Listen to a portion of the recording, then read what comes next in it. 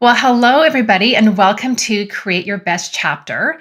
I am really excited to be having these amazing conversations with women around divorce, around job loss, around changes in midlife, and hearing guidance and advice and wisdom from women who have had their own experiences with major life changes.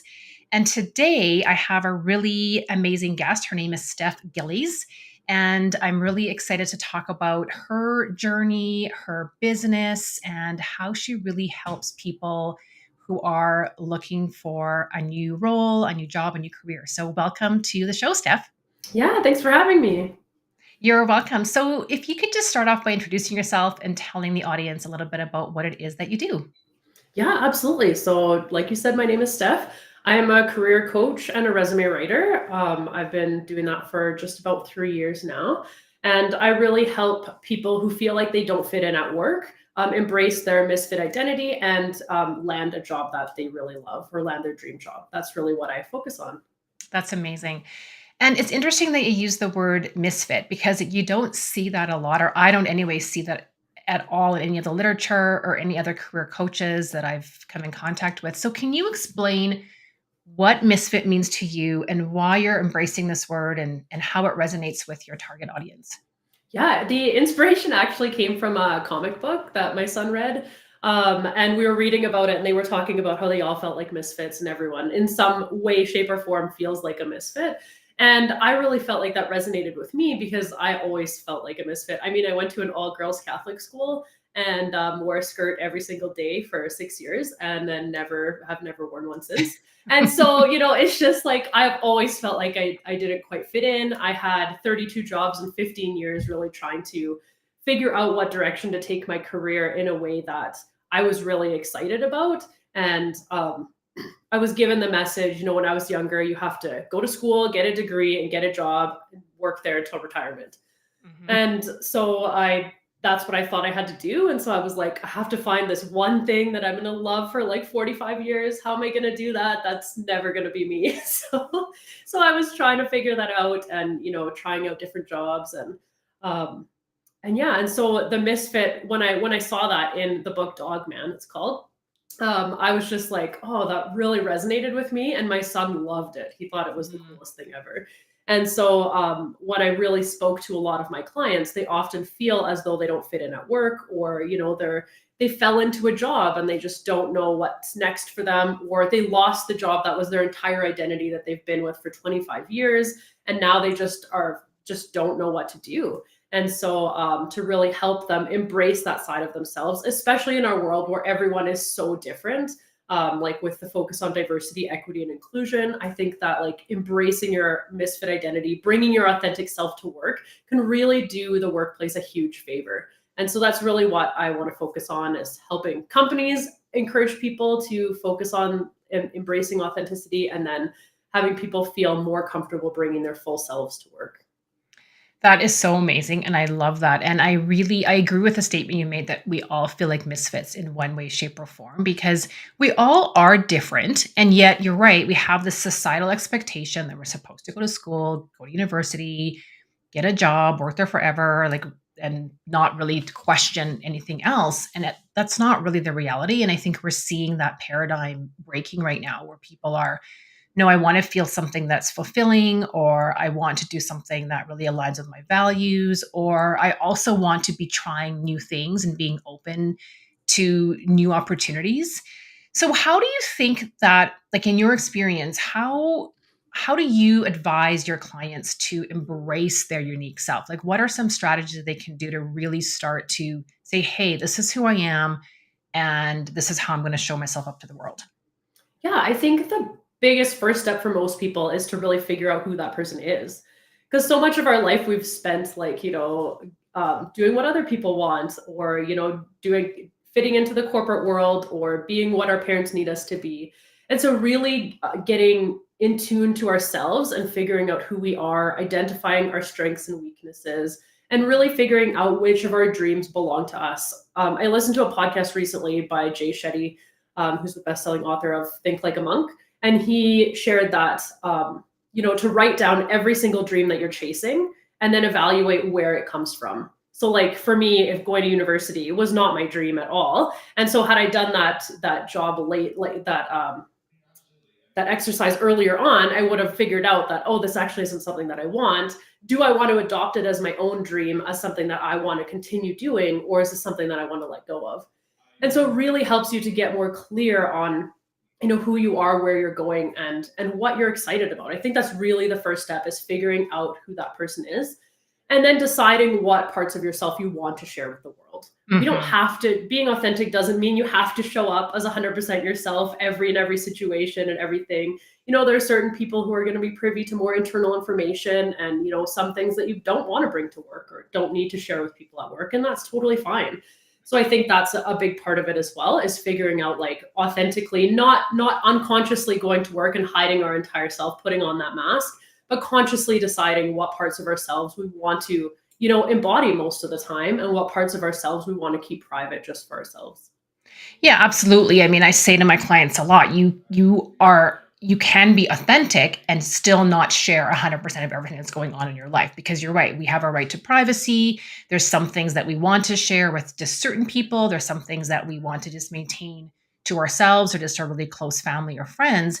But that doesn't mean that you don't show up authentically. It doesn't mean that you're hiding things. You're just deciding and being really discerning as to what it is that you share. But I think you're so right in figuring out what is it that you want. And I know you probably have this experience a lot, but almost every single one of my clients, when I ask them, what is it that you want? The response is, I don't know. Right. Because for so long they have been told, this is what you want. This is what you need to be doing. This is kind of the way that things should be. And I say that in quotes because I don't like using that word. So it really is figuring out what is it that you want to do. And I like that exercise that you're mentioning around, okay, well, is this my dream? Or is this somebody else's dream? And I know for me that means getting quiet and meditating and journaling on it and just tuning out the external noise so that I can really listen to what it is that my intuition is telling me, right? Absolutely. I think that's really the only way, right? Is getting quiet and learning to listen to ourselves. That's not something that we're all, really good at. I mean, we get up in the morning, we get our kids up, take them to school, come home, make dinner. Like we just like have a routine and then go to bed. And there's just like there's not a lot of opportunity there to, tune into yourself and listen to what's going on. And so just taking those pauses throughout the day, be like, even if it's something super simple, like, hey, everyone's going for lunch. Do I want to go for lunch today? Think about that, like really feel into whether that's something you want to do. And that can just help to practice, like, learning about yourself and learning how to listen to your intuition. Mhm. Yeah. How else do you help your clients figure out what it is that they want? I think that's a really great exercise that you mentioned, but are there other ways that you really dig deep a little bit into, yeah, especially if they've been working for say 20 years and all of a sudden they get laid off or they figure out, actually, I don't want to be in this role anymore, or this environment anymore for whatever reason. How do you help them kind of get an understanding of, well, what could I be doing next in my life? Yeah, I think a lot of it comes down to what people want their life to look like. So, really focusing on, their dreams or their values, how they want to create their life, can be a really helpful indication of what they want. So a lot of people, like I said, we just go about our day and we don't really think about that, but not necessarily thinking like, oh, what are your 10-year goals or your 5-year goals? Like, what are your goals? Is really thinking about what kind of life do you want to have in 5 years? Like, what do you want that to look like? Do you want to be able to, go to the gym every morning, or you want to be able to work from home, or you want to be able to travel? Like, what are those things that are important to you? And then really looking into, like, what kinds of jobs or work environments can fit into those goals. And I Mhm. think there's a big part of it is, I think job loss is, it's challenging. Don't get me wrong. When I lost my job, it was very hard as well. But I also think it's a wonderful opportunity. I feel like a lot of the time it's the universe telling us it's time to stop and be Mhm. like, let's look at what's working and what's not working, right? Like, something wasn't working. A lot of the times the people who are in these jobs for 20 plus years, they're like, yeah, it was great for a really long time, but the past few years haven't been very good. And then they lose their job. And then, you're like, oh, well, that's probably so that you can get into something new and something different. And so it's an Mhm. opportunity to really tune into ourselves and figure out, what we want, to be next. And so really, like, taking that time and looking at your past skills. What skill, like what things did you really enjoy? We also do like a job evaluation where we look at previous positions and determine what they're really good at. When did they experience flow when they were at work, like when they lost Mhm. track of time, and we're just really enjoying their whatever they were doing. And then when what were tasks that they really hated doing and things that they don't want to do again.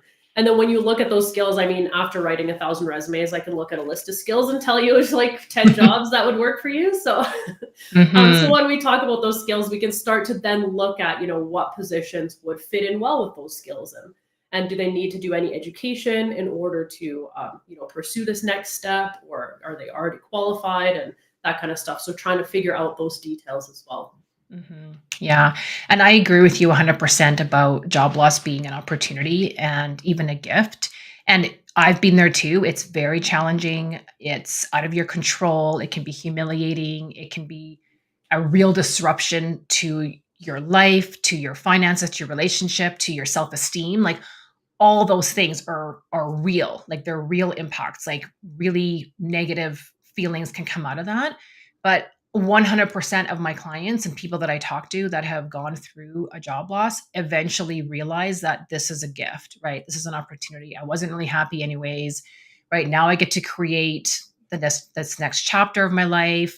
They're really taking control and being proactive because like you said, a lot of times we just fall into jobs and just do what we think is expected of us. So finally, we have this choice to decide, well, what is it that I really, really want to do? So I really appreciate that. In all the resumes you've written, like let's move to the resume part now. In all the resumes that you've written and seen, how, in your opinion, what's the best way for people to stand out in a resume, especially given today's AI and all the applicant tracking systems? Like, is there a way to actually stand out in your resume, or how do you think candidates should stand out if they're looking for a new job? Yeah, I think that the best way to stand out is to really discover what are your superpowers, what are those things that set you apart, and really focus on those things. Because everyone, like when you apply for a certain job, like let's just say sales, a lot of the resumes are going to look the same. But if you can showcase what sets you apart, maybe it's your emotional intelligence, or your ability to like cold call everybody and make something happen, or your ability to close sales, whatever it is, if you can really highlight that and lean in on that and showcase why it makes you different, that can really set you apart. But caveat is, honestly, right now the best thing to do is networking for your Hmm. application. Online applications are more competitive than they have ever been. Even pre-pandemic, there was a 5% response rate for applications, online applications, which Wow. means like every 100 applications you should get about 5 interviews. But now, because of the pandemic, I don't know that they've redone that study, but because of the pandemic, with remote work and the amount of competition that's going on, I would imagine that rate is significantly lower for Hmm. online applications. I just saw someone post on LinkedIn the other day that they applied for 2,500 jobs before they got one. So really leveraging the networking side of things will make a big difference and will really help to propel your application process forward. Right, because with networking, you're meeting people that can help you open the door or help you connect with somebody that in a job or a company that you really want to work for. It's human, it's face-to-face interaction, right? And I also find that when you start networking with the people that you know, like obviously start with the what I call like, the easy people, the people that are in your friend circle or people that you've worked with that are your supporters, that like you, that you already have a good relationship with, that really want to support you. So it kind of eases you into that networking situation where you can ask for help and people do want to help. And even people who don't know you want to help. But it is about being clear. So what you're saying, right, is like, don't go straight to the resume. Don't go straight to like applying for jobs and get really clear what it is that you bring to the table so that you can start telling people in a professional, tactful like way how you can add value to their company, like what your superpower is, right? And people want to hear those stories. People want to connect with people on a face-to-face level. So yeah, the networking piece is so critical, even though I know that it's awkward and it can be challenging and people are introverted and people don't know where to start. Like where do people start? Like for you, in your opinion, where should people start with their networking? Yeah, I think they need to start as soon as possible. Whether you're employed or not employed, it doesn't really matter. You know, the people that land on their feet the quickest when they lose their job are the ones who have been networking and, staying attuned to their LinkedIn, developing relationships throughout their career. Then they're offered new opportunities and, exciting things all the Yeah. time. So I always recommend networking, even if you don't need to. But as you know, most of our clients come to us and they're like, I need a job. I just got Mhm. back to LinkedIn. Now I need to network. And so the first thing is just to start connecting with people. LinkedIn, people tend to hesitate to connect with people on LinkedIn because they're thinking like Facebook or Instagram. Like, I don't like people on my private Instagram account that I don't know because that's where I post pictures of my kids and stuff like that. So I don't welcome anyone to connect with me. But that's not generally how LinkedIn is. People are there to network. And so just starting to reach out to people and you can use so many of the great search functions. Like if you went to a university, you can go to the alumni page and you can see all the people who have a LinkedIn profile who also went to the same university as you. And you can start, maybe you'll find people that you knew and never connected with, or just people who graduated from the same, school as you did that you could connect with and start conversations. So Mhm. anything you can do to find, something in common, whether it's someone that you guys know, or, you went to the same school, or you went to or you worked at the same place, different things like that are a really great way to get started. And then Mhm. also thinking about, if you're looking at a career transition, is find someone who's been in that space and, reach out to them and just ask questions. How did they make the transition from where they are to where they want to go? I mean, I have a social work degree. So I've been looking at taking either my master's in social work or a coaching certification. I haven't Mm. decided which. So I went on LinkedIn and I found people who had both an MSW and the coaching certification. And I asked them which ones they felt, made the biggest difference in their career, in their business. And so, and they were all, every single one of them provided multiple paragraph answers. They Wow. were all very, very willing to help. And I think that's the key of LinkedIn is people love to be able to help. They want to be there. And if Mhm. someone, all you have to do is ask, right? And I'm an introvert and I hated this when I first started my business, having to reach out on LinkedIn. But it's a skill. It's something you just start doing. It'll be very uncomfortable at the beginning. You may never like it, but you'll get good at it. You'll know what things you want to say and you'll get more comfortable with it. Doesn't mean you're ever going to love it, but it is something that is necessary for the job search. Yeah, I had one of my former coaches used to always say, and still does say, that your network is your net worth. And back to your point about you need to nurture your network, whether you're working or looking for work. And it's never too late to start. Like it's so funny. I had a client yesterday who said I was advising him, you need to get on LinkedIn and start connecting with some of your former colleagues and clients. And he was like, well, I haven't talked to them in like 3 or 4 years. I'm like, it doesn't matter, right? It doesn't matter. Like it's never too late to send a nice hello, right? You're not right away ambushing them and asking them for a job. You're just connecting with them, asking how it's going.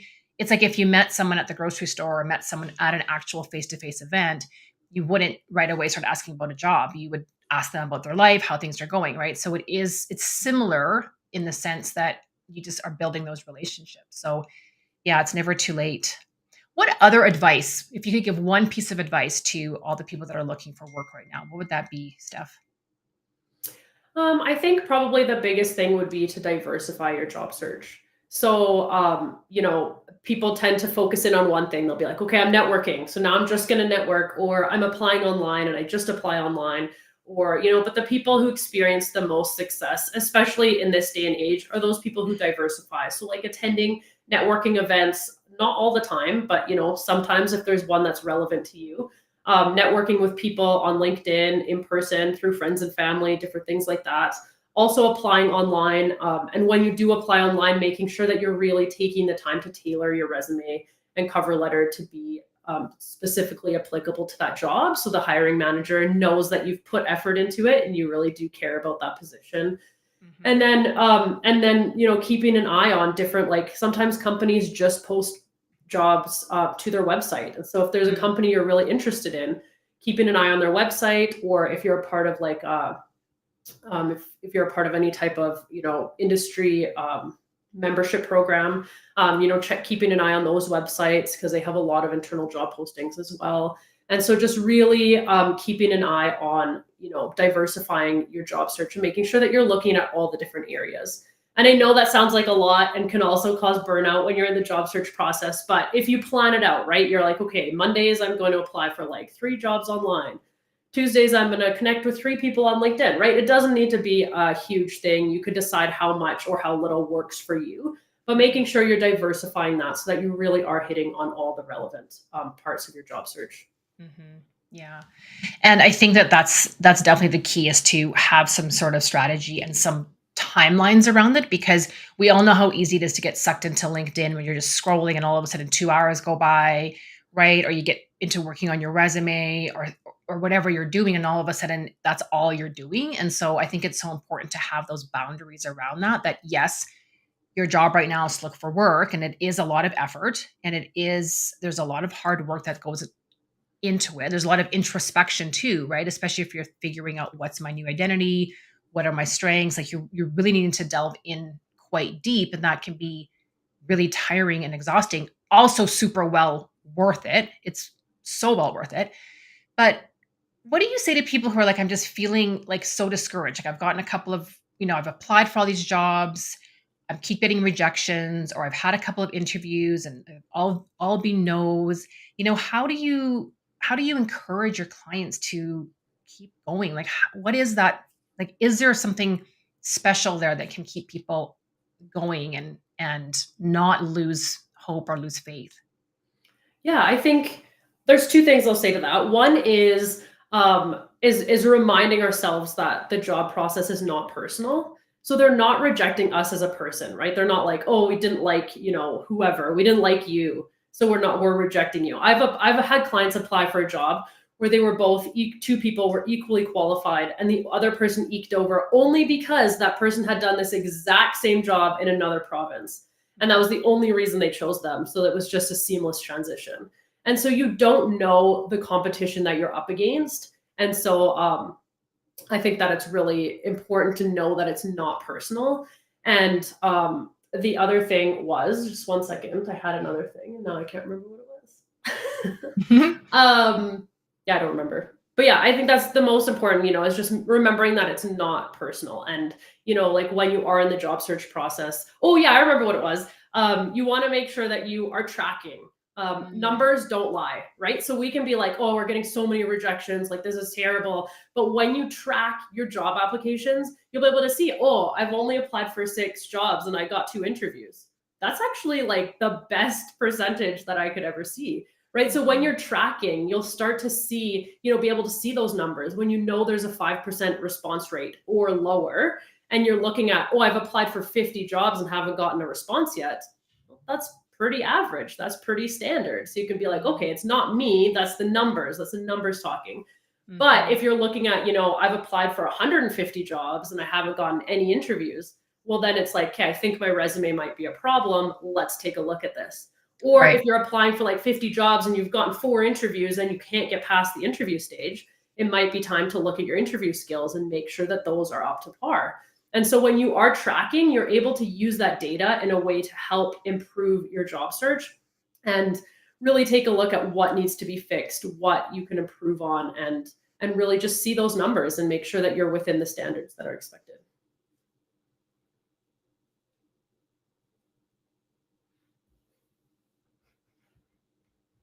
I can't hear you.